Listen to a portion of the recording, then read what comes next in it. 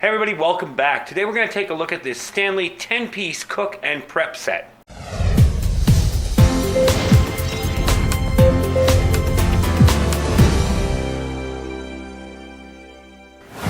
I would have reviewed this earlier had I remembered I had it. It was kind of stuck underneath a bunch of stuff in my closet, and I went looking for a smaller EDC bag in my stuff there. And I came across this. I remember I bought it in Walmart, and I want to say 5 or 6 years ago. It was before I was working at the gun shop, before they closed up. And I got it in the clearance section because it was dented. Now the dent on it, I don't know if you can... I did some moving around out here last night, so a little bit better lighting. The dent on it is right about there. And you can see where I banged it out. It was pretty dented. And I took a tiny little hammer and tapped it back out. I put it in my closet. In the cardboard it was still in. I repacked it and forgot I had it. So I wanted to kind of go over it because it makes sense for some people. If you're camping together with 2 people, if you're going to put this in your bug-out bag, you may not want to take everything that's in it.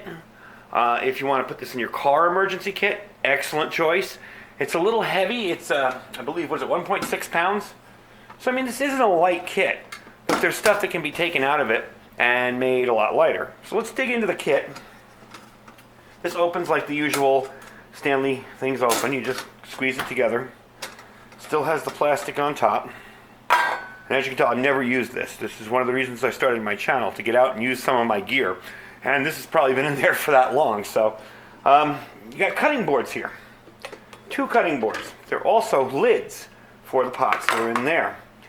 And you have this stuff here, and this is really cool. I want to show you how this comes apart. Kind of like a belt clip or something. You just push the 2 pieces together there and pull out your handles like that. Then you'll pull out your spatula, same way. So if you want to put these together, how you can do it is snap them together. Am I doing that the right way? Yeah, I am. And you can also make this longer if you need to, if you're trying to stay out of the fire. But generally, the point here is to make 2, back over there, 2, a ladle and a spatula. Now these are highly resistant to melting. Again, we're going to try that out today because we're going to actually cook something in this. I'm not going to use the ladle because I'm not making soup. Well, I kind of am. I'm making ramen with something else, with some meat. But I'm still probably not going to use a ladle, but we can put it in the hot water and test it. Also, in here you have 2 little bowls. These are kind of handy. We're actually going to test out how warm they keep something, because I got to cook something first and then put the ramen soup in.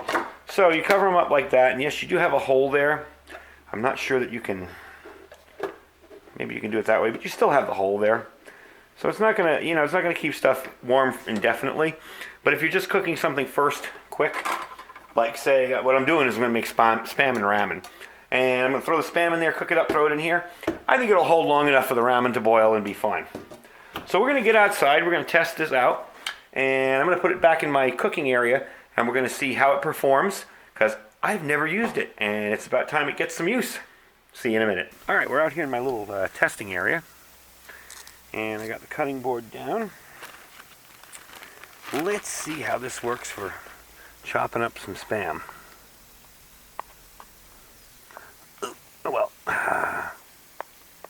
pretty good so far. Yeah.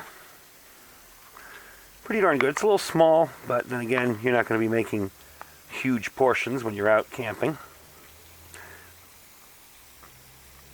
And that's good enough. So there you go. You got that cut up. I'm going to light my little MSR. I haven't used my MSR Whisper Light in ages. I primed it already. So it's all ready. Don't really need a windscreen for it today, because it's really not that windy. I'm going to take this and toss it in the pot. I don't want to turn it up too high yet. And I'll bring you back when this is done cooking. Let me move the camera up a little bit here. I'll bring you back when this is done cooking, and we'll move on to boiling some water and making the soup. Alright, as you can hear me over the roar of that stove, this is a loud guy. I did decide to put the wind block around there. Just seems to burn a little hotter. So far, this has been awesome. There's been no burns on it. I mean, that thing is scorching hot. And I've been mixing it around in here with this, kind of pushing it down. And it's not melted at all. So once that's done, I'll bring you back and we will try boiling the water and the soup in there. All right, that's pretty much finished. I'm gonna scoop out the rest because it is kind of burning to the bottom. So we're just gonna toss that in there for now. And like I mentioned before, we're gonna cover it up. I'm gonna stick this back on here with some water to see if that'll help get rid of some of the burned on stuff. Not that it matters because it's all going in the same pot. Kind of just for my own checking out, seeing if it'll clean up like that. And it seems to be coming right off with a little bit of heat and a little bit of hot water. Yeah, I mean, definitely good enough for camp cooking. A lot of what was burned on there is literally peeling right off. So I'm not worried about that. Let's dump it out over there and just kind of wipe it out. And put the water on for the soup, for the ramens. There we go. I'll bring you back when that's boiling. All right, looks like the noodles are done. I've been messing around with the ladle here, and it does a great job separating them out. I wouldn't hesitate to use this for soup or anything else. So let's turn off the stove, because we're pretty good there. And I'm going to show you another feature of this kit here. And if you're wondering why there's smoke and ash coming from behind me, I have the little stove I made a while back behind you here. Let me move the camera real quick. This guy here heating up a cup of coffee for me. So we're going to do that too. Anyway, here's the neat part about this. You notice it has holes, so you can strain too, because I have way too much water in there for what I'm doing. So I'm going to strain it over here. Yep. You can see it strains nicely. So really all that's left to do is toss in my Spam. The last piece is in there. And toss in one of the flavor packs. Normally I bring different kinds of seasoning and spices for that, but I didn't today because I'm just doing this in my backyard. And my little stove performed very well. Haven't used it in a very long time, so I figured it was time to dig it out and see how it works. And there you go. So that's the cook kit right there. Really handy.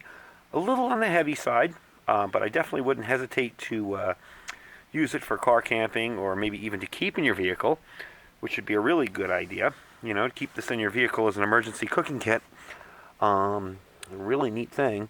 And I mean, the whole setup is kind of bulky, the stove and everything, but just the kit itself with a little bio stove or maybe a small powerful alcohol stove, and you'd be good to go.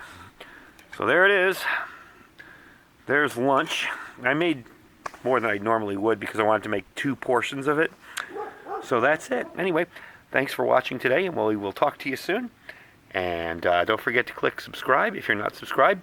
And don't forget to like the video if you liked it. We'll talk to you soon. Oh, and don't forget to check out, I have a new link underneath. It's my Amazon store. So pretty much anything you see on the channel will be available under there. And it'll help support the channel a little bit too. I don't get much off it, but hey, you know what? Every little bit helps. Thanks for watching. Bye.